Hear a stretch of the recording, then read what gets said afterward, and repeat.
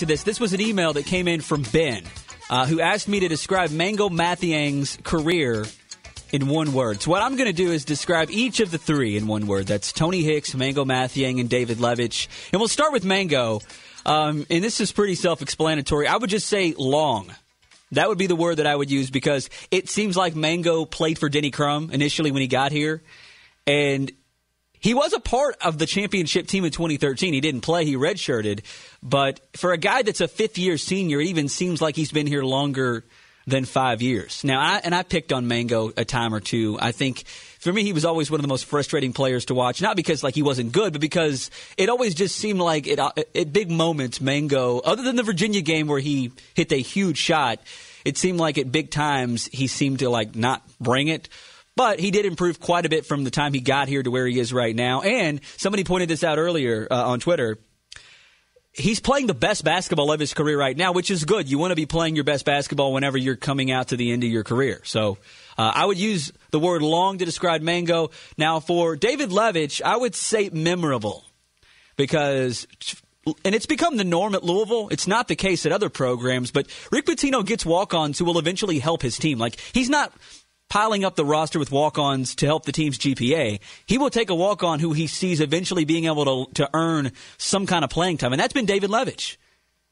I mean, usually when walk-ons get in the game, there's a 30-point lead, or you're losing by 30 points, and they're just trying to get guys in. David Levitch became the guy a lot quicker than most thought that when he gets in the game, it's not because the game's out of hand. It's because Pitino trusts him.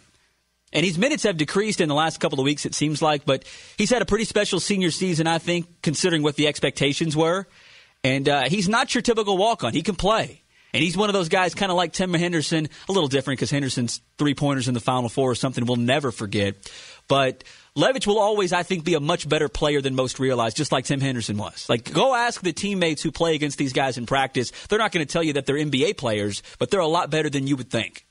Now, for Tony Hicks, I'd have to say unfortunate, just because it didn't work out the way he wanted. Now, good for him that he's back on the court and he's going to be able to play in his first ever postseason game.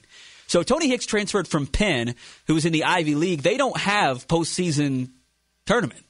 The winner of the regular season in the Ivy League goes to the tournament, the NCAA tournament. So Hicks next week is going to play in his first ever tournament game, which is going to be special for him.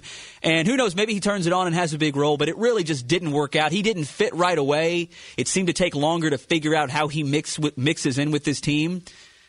But he could change that. He could have a nice finish to the end of the season. But he is going to play in a postseason, which I think when you're a graduate transfer playing at a small level school, that's probably what you just hope for, is to be able to actually play in the NCAA tournament.